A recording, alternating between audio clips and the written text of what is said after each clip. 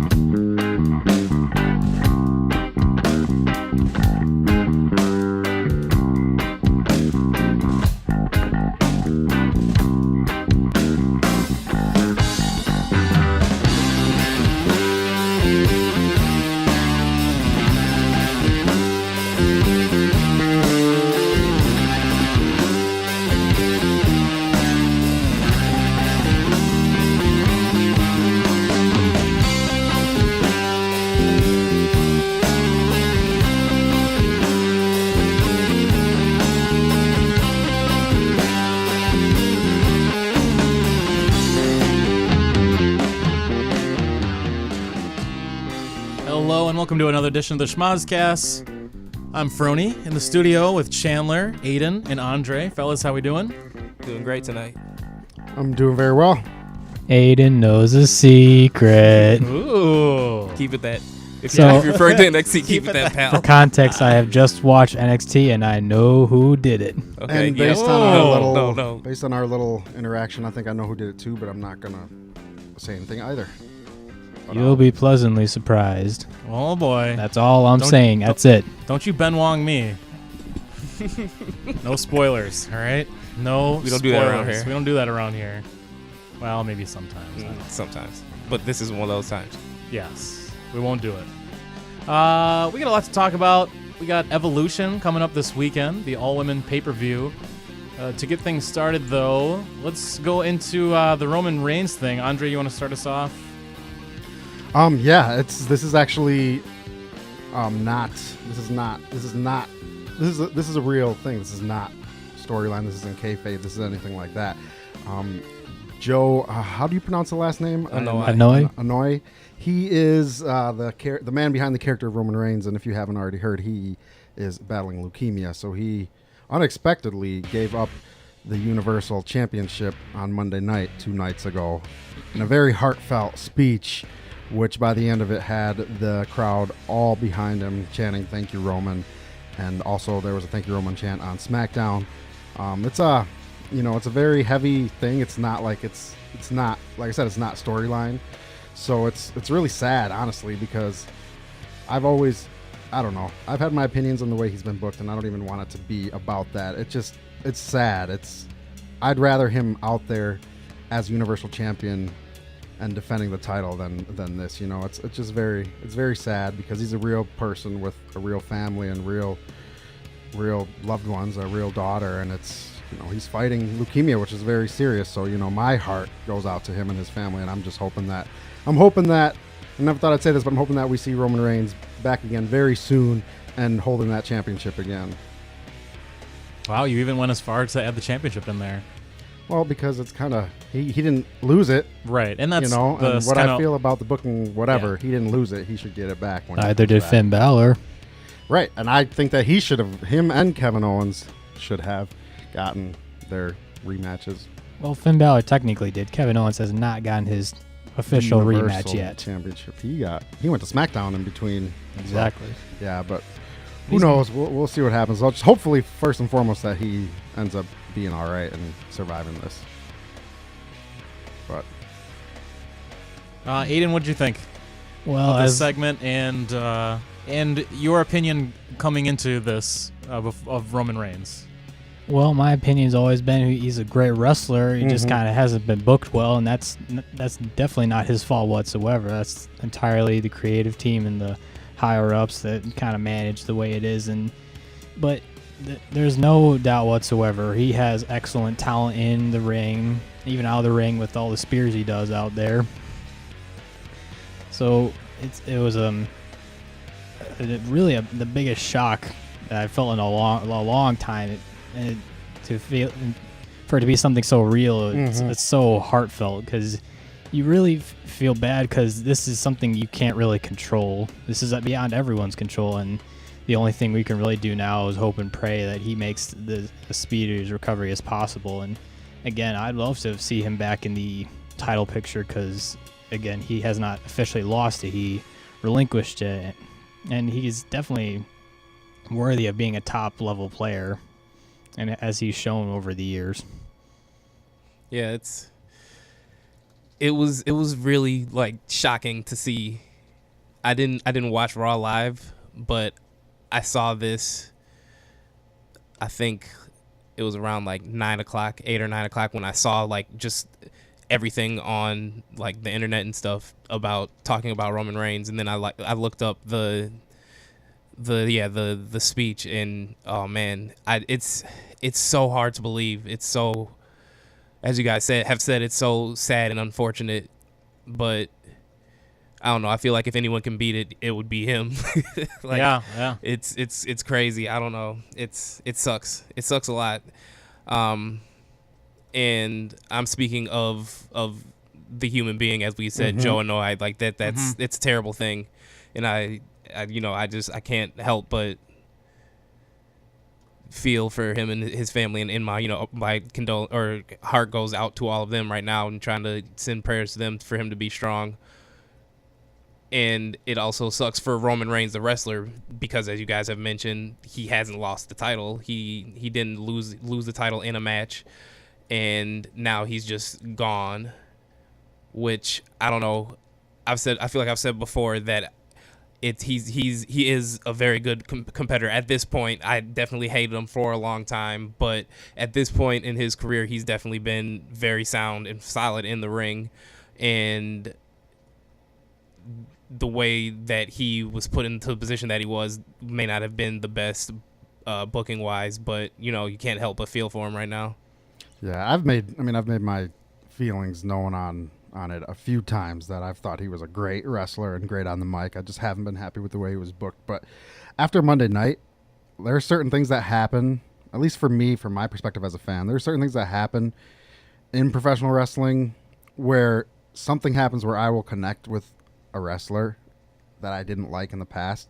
And I hate to say it, but this is the moment for me with Roman Reigns. I hate that it had to be something this real, because to me on Monday night, that's when Roman Reigns became Joe. And that's when I saw, okay, that's, if WWE can let him be that, I'll be 100% behind him. But even if not, it's like, it's just kind of jarring to me, because a guy that I've booed for so long makes that kind of announcement, and all of a sudden, like, I don't want to say I feel bad, but it just changes my perspective on what professional wrestling really is. As great as it is, it's still just entertainment, and there's still real human beings behind the characters. And I don't feel bad for booing him. I'm not saying that, but it just put it into perspective for me, and I don't know if I'll be booing him again when he comes back. But we'll have to see, because hopefully that's something we'll have to find out, because like I said, I definitely want him to come back. I've certainly not been a big fan of his as a wrestler and with the booking, but he has improved on the mic and everything. And even though I rooted against him being in main events and against him as a wrestler or in a wrestling match, but you would never want wish this upon anybody. And now I certainly am rooting for him, and to come back and be just fine and be maybe the biggest babyface ever, certainly that he's ever experienced. I think going through all this and hoping that he does make it back. He's on pace to continue his record. I think this year was the record that he went 4 straight WrestleMania main events, and then this year would have made it 5, if I'm not mistaken, and he was likely on pace to do that. So you'd hate to see someone derailed for something like this, and like we see, there's the old sports adage that you don't lose your job to injury. I know this is much worse than an injury, but you would hope that he can come back and be champion at some point again. But let's get back to the wrestling portion of things and kind of see how this changes the plans of Raw. Andre, we saw some face turns and a heel turn on Monday night. Yeah, I didn't watch Raw live. I went back and watched, like you guys did, the video of his retirement, of Roman Reigns' retirement speech, and then I read some of the results of what had happened. So I didn't actually see this, other than that and some still photos. But I guess Elias turned babyface. So did Braun Strowman, and I actually did not see how that happened. Chandler, did you see? Braun, I didn't. I saw Elias, but I didn't see Braun. Okay, you want to take us through the Elias? Elias, I don't know. I just saw a clip of him. Okay. I guess as usual, I'm the only one who suffers through the 3 hours of Raw That live. is Monday Night Raw. But I will admit, this week's Raw actually was very, very good. I wish for I saw it. Good and bad reasons. Mm-hmm. Yeah. And so when it came to Elias's heel turn, it was a bit unexpected, since it was like not only a couple weeks ago where he had the crowd booing for at least 10 minutes straight, the loudest the crowd has ever been. Segment. Amazing, exactly. But so it was kind of almost out of nowhere to see him, hit Baron Corbin in the back with a guitar, which I gotta say, Elias actually has the best guitar shot in WWE. Sorry to Honky Tonk Man, sorry Jeff Jarrett, but Elias has got him beat because he can swing a guitar like it's nobody's business. I'm going to jump in just for a second to disagree, because Jeff Jarrett the Mae Young or the Moolah the guitar smash on Moolah was one of maybe the best I've ever seen. So, but you can't do that in this day and age. So I think that Elias is at a disadvantage. But I'll say that Elias is the most consistent when it comes to great guitar shots. Okay. Perfectly executed on the back of somebody, and when the guitar explodes, it's a thing of beauty. And so it'll be interesting to see what comes of this, because I feel like this might be him moving to SmackDown, which probably would be good for him, since he is also a great talent that feels underutilized, being in the mid card. And then also, I'm not technically sure if Braun Strowman did a face turn, but it was more that Drew McIntyre is like aiming for Braun Strowman specifically. So I'm not sure what this will lead to. Possibly if the Crown Jewel still happens, and if hopefully Braun Strowman wins it, that Drew McIntyre will be the first one in line to face him for the Universal title, because I want to see Drew McIntyre in a main event picture. Okay, can you say that again on what the plan is for the WWE or the Universal title? So it's in the middle of the show, it was announced that for the vacated Universal title at Crown Jewel, if the event is happening or not, we're still unsure if it's even happening. Mm-hmm. It is Braun Strowman versus Brock Lesnar for the vacant Universal title. Okay, what do you guys think about that decision? Is that the best thing to do, or should this? Obviously, you can't help the timing, but they're doing a World Cup Best in the World tournament. I know that involves people from the other show, SmackDown, but it seems like this would be a place to do a tournament, potentially with maybe the champion being crowned at Survivor Series for the Universal title. Mm-hmm. Yeah, I could see that, but if they're gonna keep it, if they're gonna have the title be defended that quickly at the next event, basically, this match I guess makes sense because it's pretty much the same match without Roman. Mm-hmm. So, and I would definitely say that these two would both have a gripe or a reason to a claim to the championship. So that's what I'm trying to say. Do you think that these would be the number 1 and number 2 contender if that existed, the list? As of right now for Raw, yeah, okay. Probably. Who would your number 3 be? Just to throw that out there. Is it a guy like Rollins, even though? Yeah, possibly either Rollins or McIntyre, maybe. Okay. I like that. Andre, what do you think? I think it has to be. I mean, I know as fans we want something else, but going into that event, it was a triple threat with the three of those. You take away the champion, you got two of those left. WWE is still, or who knows what's going on now, but Brock Lesnar, one way or another, is still getting paid for that event if it happens. And if he's getting paid as much money as he's probably getting paid, what other match are you going to have him in but for the vacated championship, which he was the last to hold before Roman had it? So it only makes sense. And a tournament, that would be fun, but like I said, they're paying Brock for that show. He has to, I don't know. The whole Roman Reigns thing just kind of threw a wrench into everything, but yeah, I think these are the two best guys for it now, and then McIntyre is probably someone up in the wings. Rollins at some point, but Rollins is right now going to be dealing with newly turned heel Dean Ambrose. Yeah, Aiden, you want to give us that? So in the main event, it was Seth Rollins and Dean Ambrose representing the Shield, as they came out as, doing as an honor to Roman Reigns. They came out to the Shield music and came down from the audience as in Shield fashion, and they took on Drew McIntyre and Dolph Ziggler for the Raw Tag Team Championships and eventually got the victory. And in a swift turn of events, after hugging it out and they're holding up their championships, Dean Ambrose just hits Seth Rollins with the dirty deeds. And for the next, I believe, about nearly 10 minutes, it was just a hellacious beatdown where Dean Ambrose is just trash talking Seth Rollins as if he did something wrong and just beating him to near almost knocking him out, and then eventually making that lead outside the ring. And then the last thing that Dean Ambrose does is he rips off the mat from outside the ring, revealing the concrete underneath, and plants Seth Rollins again with another dirty deeds, and just kind of leaves him laying there as he then goes and ascends to where the fans were, where they just made their entrance not too long ago, and that's where the show ended, on a Seth Rollins knocked out and Dean in the top of the stands just looking down.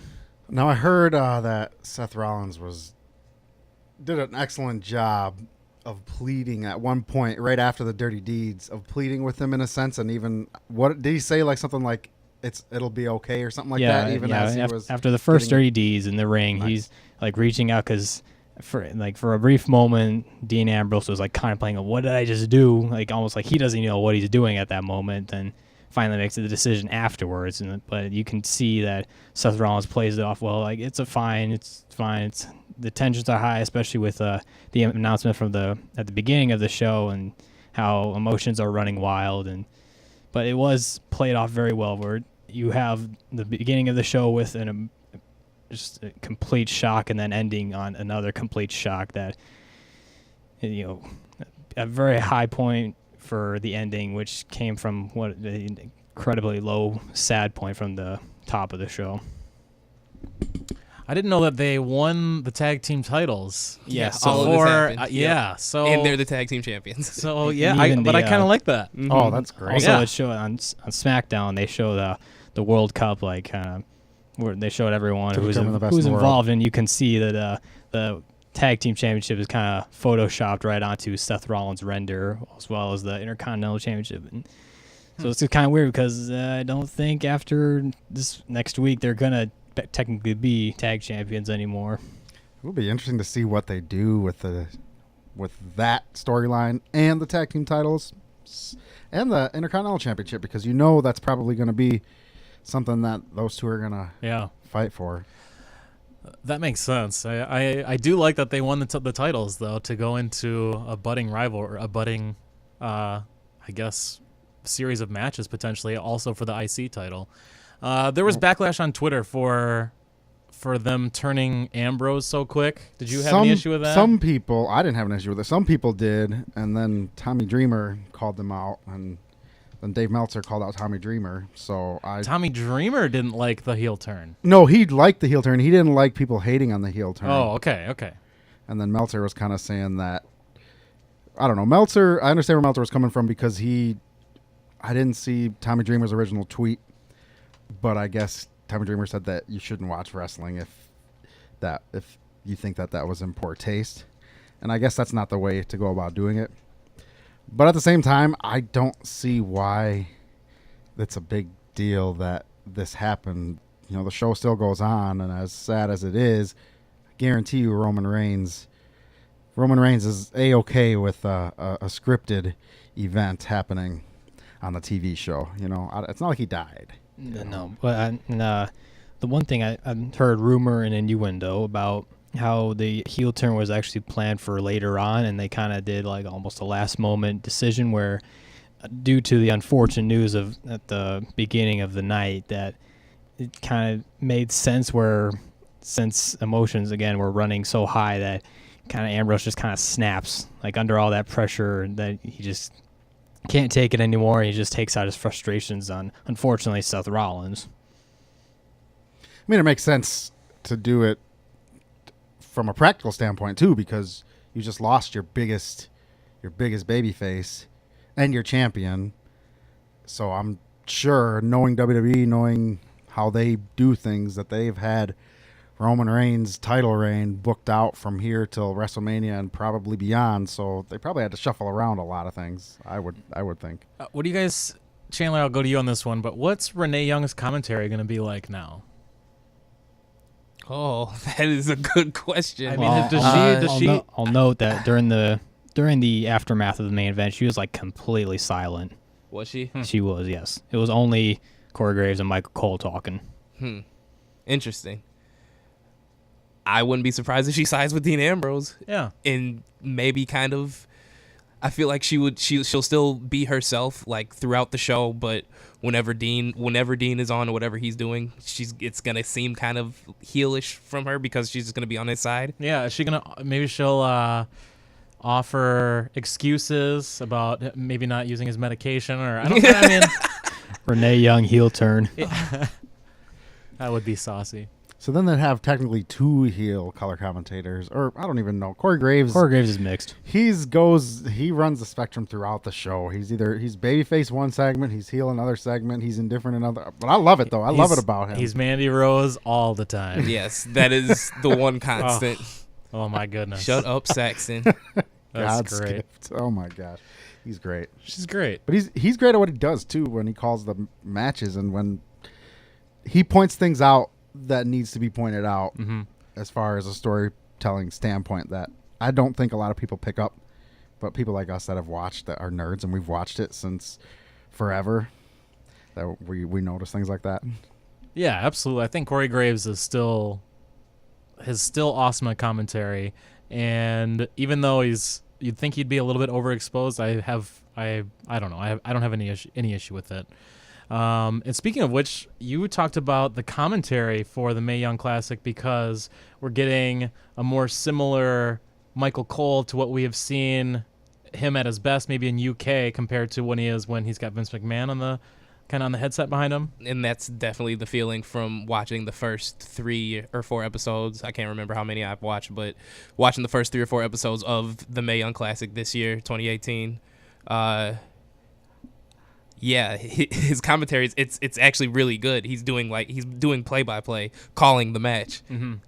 What's happening in the ring is what he's talking about, are the words that are coming out of his mouth, and it's great and surprising too. Yeah, and then he has Renee Young and Beth Phoenix with him on commentary as well, and the three of them work fantastic together. Chandler, hypothetically speaking, if Sasha Banks, I can't speak right now, were somehow in the Mae Young Classic, it would still be pause time, and I would hate it. Okay. Gosh darn it.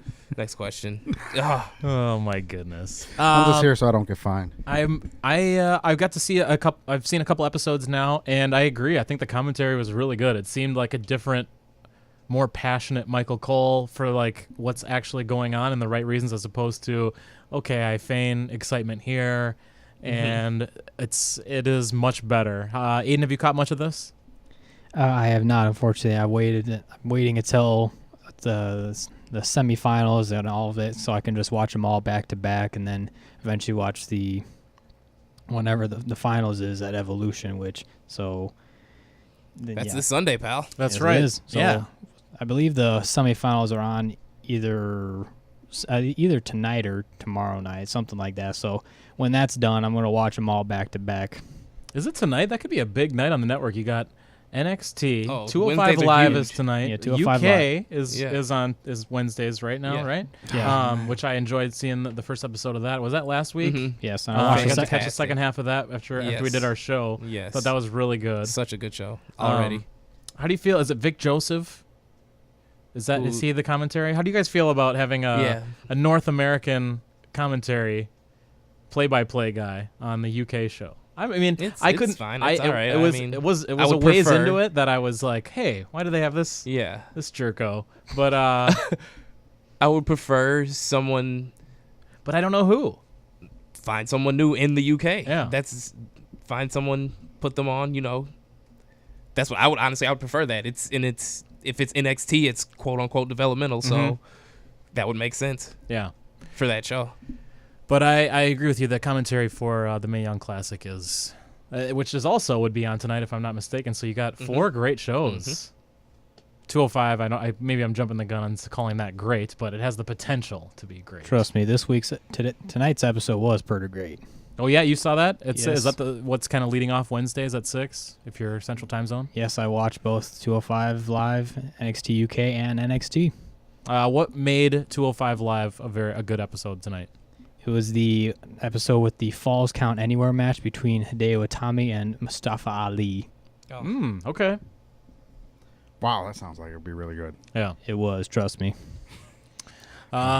Should we talk about Evolution here? We got that's our pay-per-view for the week, so we'll get some previewing of that.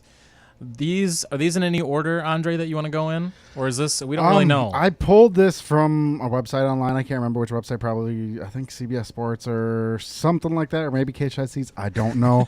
So I don't think there's an order yet, Okay. and I don't even know if there's a full card yet. I feel like there might be more women in the Battle Royal, but I don't know. But that's what they have so Okay. far, minus the Mae Young Classic Finals and the NXT Women's Championship match, because those aren't fully live yet as far as who's in the. They're taped, but they've happened, but they haven't happened on TV yet. The Or storyline on has yet to network. advance. Thank you. Yes. Via the network. yes. I kind of like that though, because then we can maybe put what we would want to see first and in the main event. But Chandler, do you want to go down this card with us? Yeah, so we have a last woman standing match for the SmackDown Women's title, Becky Lynch versus Charlotte Flair.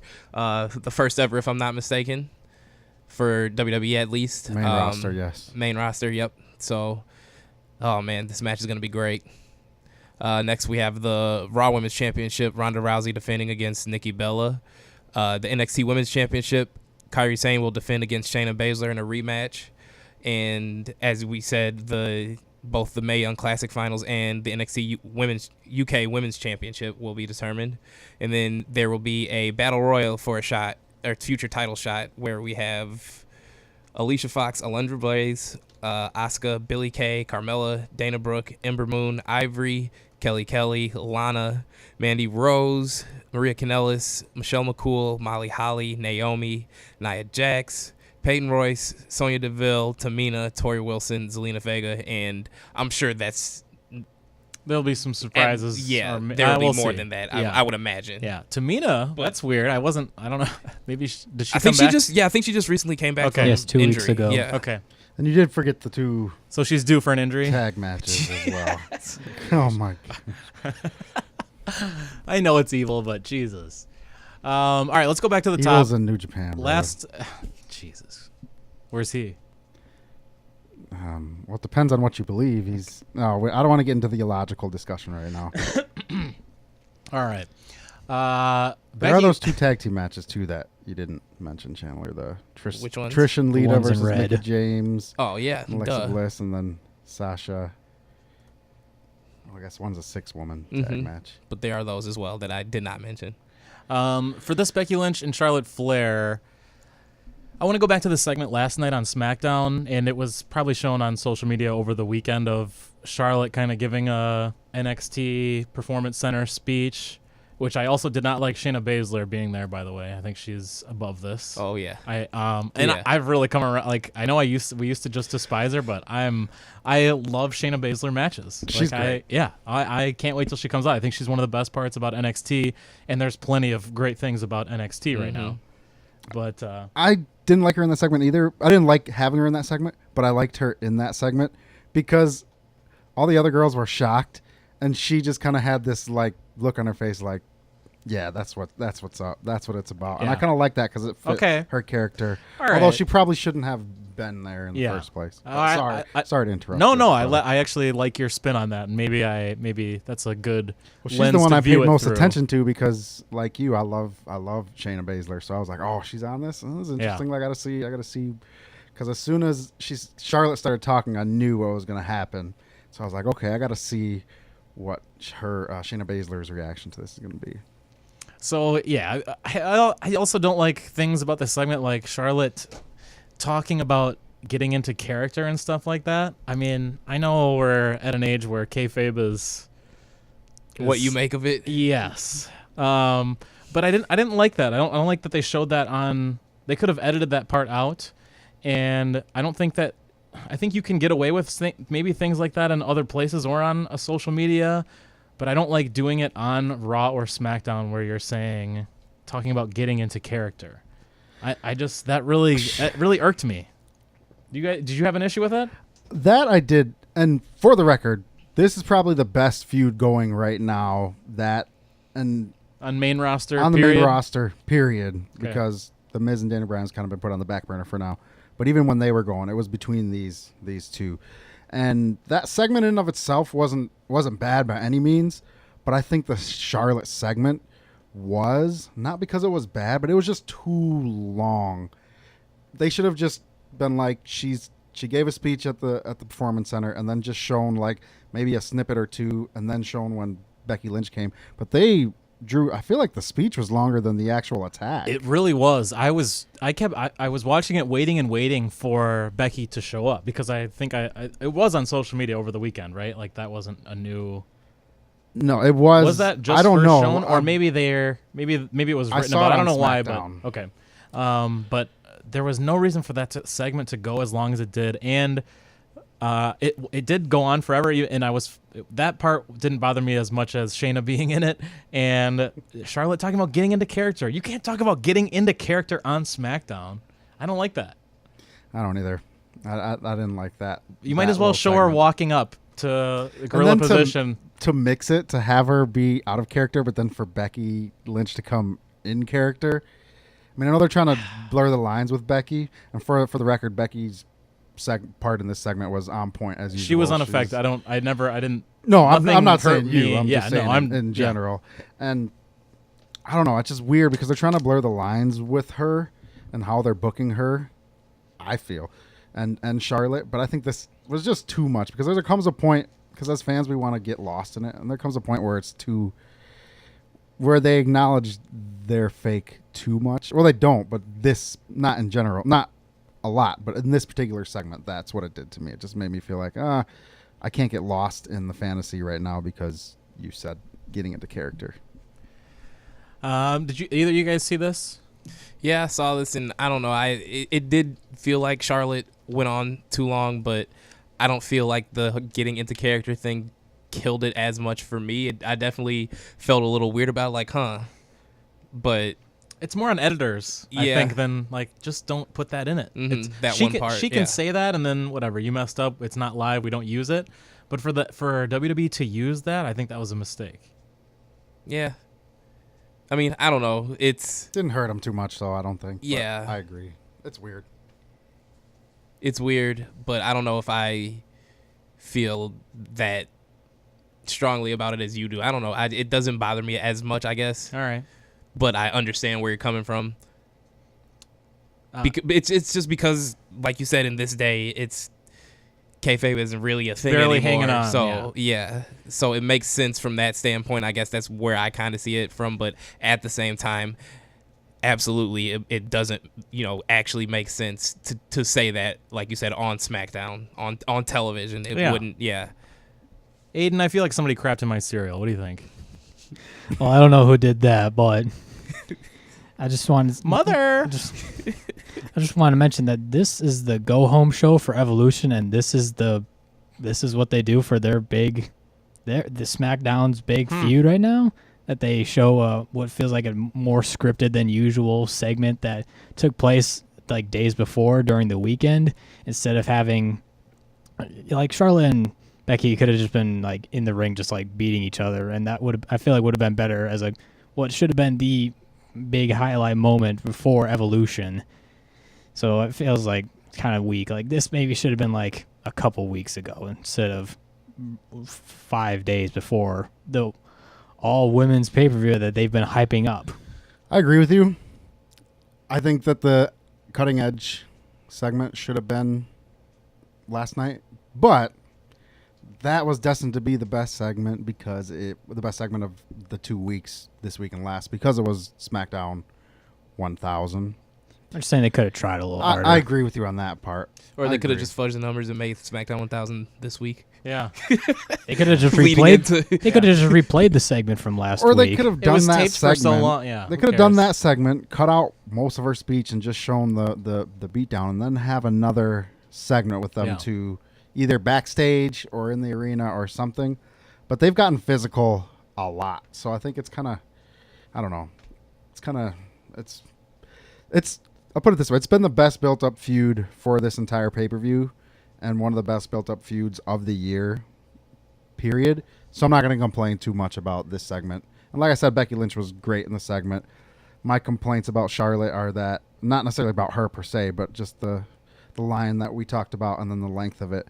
But it didn't bother me. It did bother me, but not as much as it did you, and not as little as it did Chandler, I guess. I don't know. It is what it is.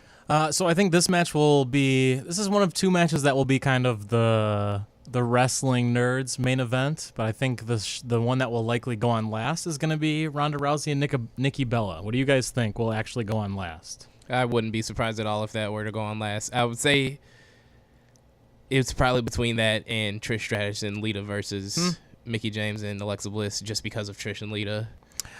That could be a good opener too, just because could. that you get Lita's music or something like that right away.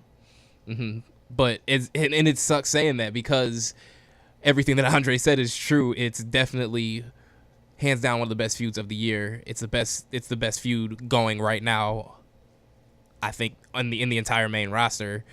And to not have that go on last, to have Nikki Bella and Ronda Rousey, which I don't want to discredit either of them, but at the same time, that matchup compared to Becky Lynch and Charlotte, which in everything that they've had going on this entire feud, it makes no sense to not close the show out. And it's the first ever last woman standing match. Why wouldn't you close the show with that at Evolution and have that be the stamp?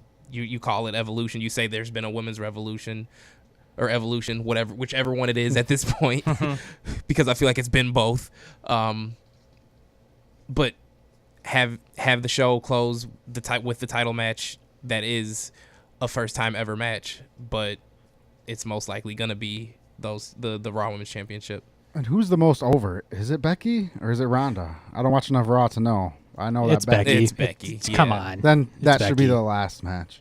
Yes, I agree that should obviously be the last match. Again, the stipulation makes it worthy enough in of itself to be the last match.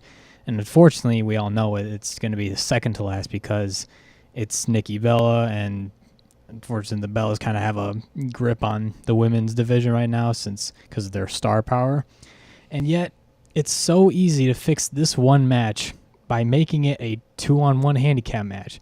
Ronda Rousey's clearly capable enough to take on both Bellas at once, and yet they didn't take the opportunity, and yet it's just going to be Nikki Bella with Brie interfering versus Ronda Rousey, who puts her in an armbar anyways. And this could be another opportunity to put a double armbar on, because that was great last time. They could have done the Undertaker-Kane route, too, where they do the triple threat. That's not a triple threat. Undertaker, Kane, Stone Cold. I know that might be a little before your time, but Yeah, I like that triple threat or that handicap match idea. It's right in front of them, and they didn't take Just it. how do you do that with the title on the line? The same way they did it with Lay Cool. Oh yeah, you're right. You're right. I didn't even think. And then they can each What? have one half of the title. I mean, they can just like both hold up the championship because even though they wouldn't win anyways, if they happen to possibly even come close to beating Ronda Rousey, then they could just have the title between both of them. But that will never happen. Freebird a single title. No, New Day a single title. Oh. I stand corrected. And you're the one who came up with that rule. So New Daying it, wouldn't that have to be 3, not 2? You know. So wouldn't that be Lay cooling it? Sharing is carrying a New Day rocks. I mean, to be fair, Nikki Bella plus Brie Bella equals one women's wrestler. Ouch. I wouldn't go that I was going to far. say an orgasm. Oh my goodness. We're No off the rails comment. here. I went PG with that one. Sorry. Forgot what era we're The views of Frony are those of Frony and Frony alone. They do not necessarily reflect the views of the Schmozcast and or its affiliates. Did that sound professional enough? Sorry. I'm just joshing you, Frony. No, that's okay. I deserve it. What the match that I think deserve it. the match that I think will be, when said and done, the match of the night, as long as they get enough time, as always, will be Kairi Sane and Shayna Baszler. We've already talked a little bit about our love of Shayna and how she's turned us around since she debuted. But her and Kairi, this one's already. They've already had some good matches, so that I think adds to this one. But is this the potential curtain jerker? It could be. I feel like the NXT UK Women's Championship could also, or the Mae Young Classic final could. I feel like that probably is going to be what starts the show is the Mae Young Classic final. I feel like that would be. I would hope that the NXT Women's Championship wouldn't be first, just because I'm definitely this way. match could, as excited as I am for Becky Lynch and Charlotte, this match could steal the show 100%. And besides the SmackDown Women's Championship match, this is the match that I'm looking forward to the most. I think this Becky Lynch and Charlotte, such a good feud, but I definitely think that this one might end up being. I don't know. It's tough to pick between which one I think is going to be better between these two matches. As I'm looking at it now and trying to figure out what I'm going to say, that's going to be like that's what I believe, but I can't pick between these. What's the two. series at? Is it 2-1 Kyrie? It's Shayna's never beaten Kairi Oh, Sane. still Nope, okay. no, I believe they had one match on NXT where Shayna won. When They was did. that? It was between Takeover Brooklyn 4 and the Mae Young. It was in between that time. Was it a title match? No. Okay. Okay. It was before Shayna had the title, I believe. Because they've wrestled then 3 times and 2 of the times before the title, and That's both what times yeah. Shayna lost. Okay, that's what I thought. Right? 2-1 Sane. Because It was the Mae Young Classic. which was for the title, right? Or was That that was, for that was for the Mae Young Classic. But was that for just number 1 contendership, or was That that was for nothing. That was for the Nothing? Mae Young Oh, Classic. okay. Just for It's the for words. the big trophy. Yeah, So I mean that's a title in and of itself. Yeah, so sure. there. Okay. it's an award. 2-1. A title. But we all know that Kairi Sane can beat Shayna. Yes. And that's who I'm rooting for I don't coming know into this that. match. I mean, she can, and she has obviously in the past, but Shayna's got her back against the wall right now, and I don't know. I feel like she might upset She's gonna win it. Kairi. Yeah, she's gonna get her title back. All right, I want to go around the room and see if this is unanimous. But Aiden, starting with you, the 2 matches, your top 2 matches for Sunday, or the 2 that you're looking forward to most. Obviously, Becky Lynch and Charlotte Flair will be the one I'm looking forward to the most, only because the stipulation will obviously prove to be kind of at this point in their feud to be almost like a last not sure what the word I'm looking for is. Hurrah! No, not hurrah. It's like I like hurrah. I feel like this won't be the end of it, but I feel like it's like a final a statement needs to be made. Like this is definitive. Like whoever wins this, like truly is like the undisputed SmackDown Women's Champion. kind of like how Hell in a Cell used to be, where I guess when it came to a boiling point, that was the stipulation that can only end all problems. But obviously, then second would be Shayna Baszler and Kairi Sane. Okay, Chandler? Yeah, it's the same for me. SmackDown Women's Championship, Becky Lynch and Charlotte Flair is definitely what I'm looking forward to the most at this point, and second would be the NXT Women's Championship. But I'm really excited for both the Mae Young Classic Final and the NXT UK Women's title matches. I'm excited for both of those, and I don't really at this point know. I've stayed away from finding out who are gonna, because that's determined already for both matches, right? Who's gonna be in them? Both think they so. are. They've been taped. They have not or are playing right now. Yeah. Okay. But stay tuned to our show right here on 103.5 The Sun, WLSP LP, Sun Prairie, Wisconsin. Yes. I'm the potential for both of those, and I haven't even seen the entire Mae Young Classic. It's hard because we would go into those a lot, but we don't want to give spoilers. But those are two matches that I think also, had we had the competitors in there, we would also say is in contention for the top two. But as we see them now, I think you got to go with NXT and SmackDown. Yep, for sure. Andre. Yeah, those two matches for sure. But since we've talked about those two at length, I'll do my next two, which I think I'm looking forward to Trish and Lita, seeing them. I know it's just a tag match, but I'm looking forward to seeing them against Bliss and James. I don't necessarily know. I understand Mickie James and Trish's issues, but I don't consider Mickie James like Alexa Bliss in the sense of where she's a newer star. I still consider her back from that kind of era. So it's kind of a weird pairing, but I'm still looking forward to it. And then, I don't know, I guess, I don't know how I feel. I'm not a big fan of the Battle Royal. I love Battle Royals, and I think it'll be fun, but This is just a name to get as many names on the show, right? I think they could have done more with some of the competitors in the Battle Royal. You don't like Tamina? No, I don't. I'm saying they could have done more with some of the competitors. Like Asuka should be in a singles match at Evolution. Is basically what I'm getting at more than anything else. And I feel Jax like Ember Moon too. should too. Ember Moon and Asuka should be a singles match. Room.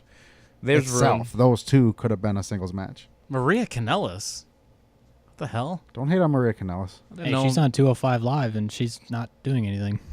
She's in the Battle Royal for the future title shot at that's any what of the that's what I'm looking at. I haven't seen that name in quite a while. Yeah, her and Mike Kanellis are back on 205 Live. I knew Mike Kanellis was. Mike Kanellis is. I've got to. How was he looking on 205 Live? He is looking all right. In ring, I mean, obviously. Not bad. He had a match with a Lince Dorado tonight, and he kept up with his high flying pretty well. Because he's in a lot better shape now than he was last time he was active. So I'm curious if that translated in ring. But anyways, I'm sorry to interrupt our Evolution talk because this is actually about Evolution. I'm kind of worried about this Trish Stratus and Lita match. I think this has dumpster fire potential. I think this could be really bad. And Trish Stratus is my favorite female of all time. Not just female wrestler or female superstar or whatever. I'm saying she's my number one over Peyton Royce, who is my fiance and is going to win the Battle Royal. Keep dreaming, kid. I will. You should watch Up, Up, Down, Down. One of the most recent Superstar plays is Superstar Save Point. Save Point, sorry. Yeah. Is the Iconics, and it's two parts, and it's great. But Peyton Royce is awesome, as is Billy Kay. Anyways, continue. I agree. No, I'm not a big Billy Kay guy. I'm a big Peyton Royce guy, though. I don't know. The Trish Stratus and Lita thing, I'm really worried that this could be a botch fest and not well paced. I don't know. I'm hoping for the best, but I think that this might not go very well. This could be the first match of the night too, like I said. But Chandler and Aiden, what do you guys think? Well, on Raw they build it as old versus new, and yet 3 out of 4 of them are from the same era. Pretty where much. The only new person is Alexa Bliss. Yeah. And while Alexa Bliss is great, I mean, shouldn't she have somebody newer? It should be Alexa Bliss and Nia Jax because they have heat, so they can. You gotta have a I mean, I think when you have these two, Trish and Lita, that haven't wrestled in a while, you can fall back on that storyline where they can Well, they can not coexist as a tag team. What I feel like would be a little better, not because that's a great idea in itself, but to go with a somewhat newer competitor would be Alicia Fox, since she and Alexa Bliss already, have, I don't know if they've tagged before, but they've obviously been, Alicia's been at ringside for her in a couple matches, and then that would make sense where they bill it as old versus new. Wait, don't you mean, how do you say her name, Chandler? Alicia Fox. I can't do that. The beautiful Alicia Fox. Who's in the Battle Royal, by the way? Yes. Yes, she is. Alundra Blaze is in the Battle Royal. That's going to be cool to see. That's so weird. I did not. She's a legend. What are you talking She about? was also in the Women's Royal Rumble, wasn't she? I think she was, yeah. I think each of the legends in the Battle Royal were also in the Royal Rumble as well.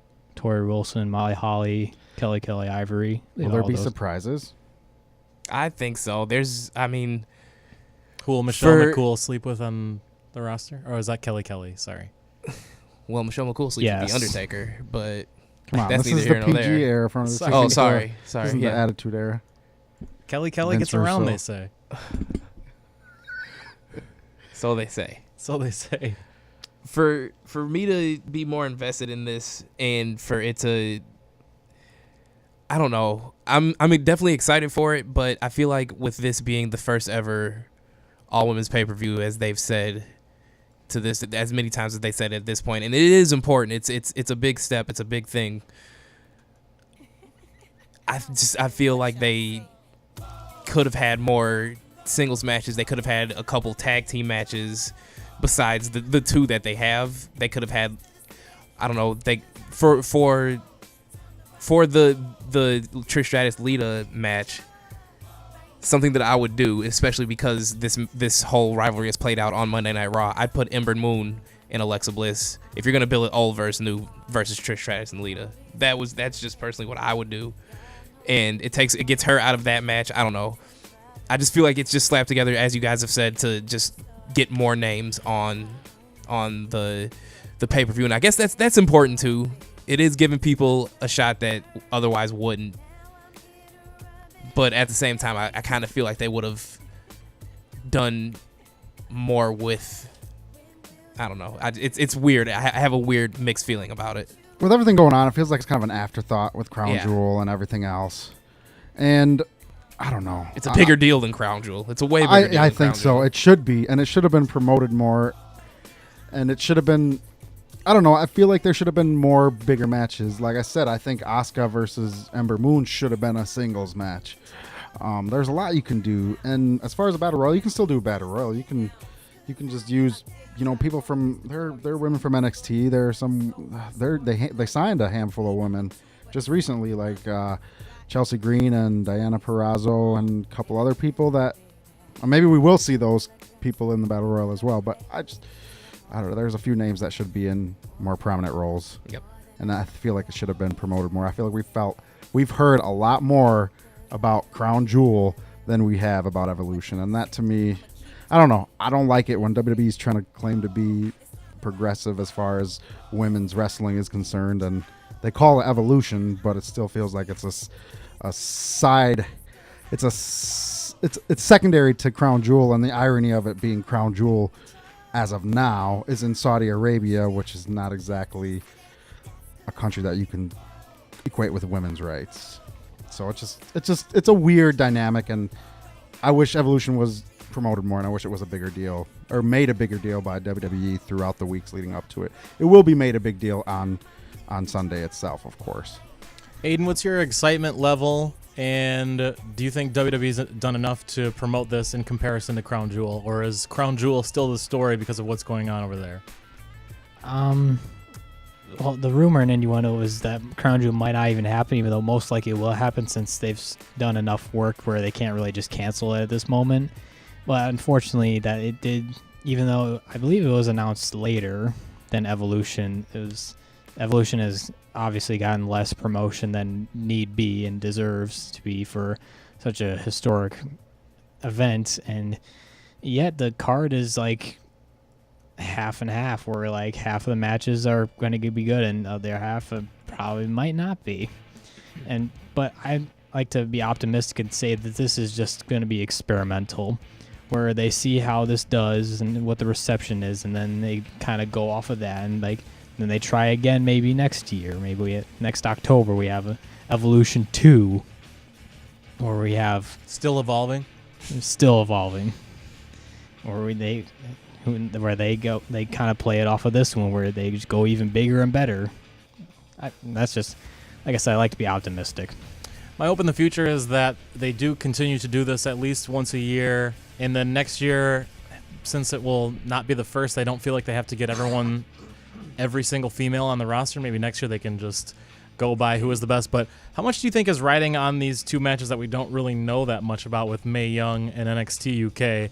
I mean, we all think that those will be in our top 4, even though we don't quite know who's in the match. But how much is riding on kind of these unknowns or lesser knowns that to make this a great show? I mean, that's what I'm banking on, it being a good show. So everything is riding on the shoulders of those matches. I would say I'm just as excited for those 2 matches as the 2 title matches that we mentioned earlier. So it's crazy to say that, because as you said, they're gonna be relative unknowns. Not that they aren't experienced or haven't wrestled anywhere, but to this audience on this scale, they're gonna be relative unknowns. But they are, to me, some of the most important parts of the show. I just want to clarify. I'm looking forward to the pay-per-view in and of itself. My critique is simply of WWE and their presenting of the pay-per-view. I have no doubt in my mind that every single woman on the roster, or on the card, I should say, is going to come out guns blazing and gonna put on a great show. Alundra blazing? Ha! One Very, of them very will be good. doing that. Yes, and that they're gonna knock it out of the park, and it's gonna be very entertaining. It's gonna be very good, and we're gonna be thoroughly entertained, even if some of the matches aren't what we wanted or the promotion wasn't what we wanted. This is the first women's pay-per-view ever. I have no doubt in my mind that they're all gonna knock it out the park. Aiden, final thoughts? Well, I also am looking forward to it because, again, with the Mae Young Classic Finals and the NXT UK Women's Championship does have a lot of potential to really be showstoppers and have that making the majority of the pay-per-view worthwhile. So, but I don't know if everything would be riding on it, because the matches that we have been advertised are still strong ones of themselves, especially Becky Lynch and Charlotte Flair, as well as Kairi Sane and Shayna Baszler. Ronda Rousey, Nikki Bella, not so much. That's just me though. But so I'm again optimistic that this will be a good show and will lead to greater things in the future. Chandler, I'm having a hard time getting excitement for this. It's not that I don't think it'll be good or it's anything necessarily on these ladies, but more so just lack of faith in the overall main roster product right now. Is that fair? Is it misplaced blame? I don't know if that's entirely fair. I mean, I get where you're coming from for a couple of these matches, but overall, I think overall it's gonna be it's a solid enough card just looking at it like on paper to get hype over, to get excited about. Is it inappropriate to wish that there was a bra and panties match? Absolutely, yes. Okay. Well, one can hope. Here I am. Frony, jump it just into wouldn't be you, 2018, yeah. pal. If I could just have one It's not dream, 98. one dream about this event, I want Alundra Blaze to recreate that iconic moment in WCW, except she just drops the old Divas Championship into the trash can and making the women's division official now, more official than it is. You know, putting the Divas stuff from the past in the trash. Yeah, all she did pull the women's championship out of the trash at her Hall of Fame speech. So now she can replace it. Yeah. But the Divas Championship. All Or right. Michelle McCool will give it to her. That's right. That about does it for our show. Next week, you can expect to hear more from this crazy Crown Jewel stuff. And, of course, we'll be reviewing some of the happenings tonight. And, of course, Sunday's Women's Evolution.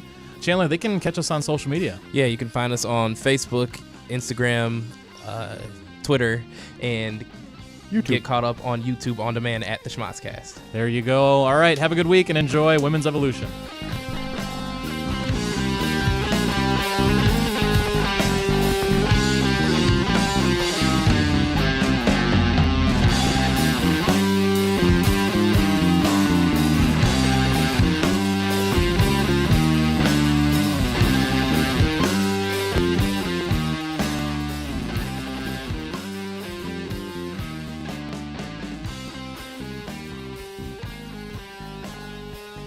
Hi, this is Molly McCardle. Hi, this is Diego GM. Hi, this is Tatum Stovall. You're listening to 103.5 FM WLSP LP Sun Prairie, Wisconsin.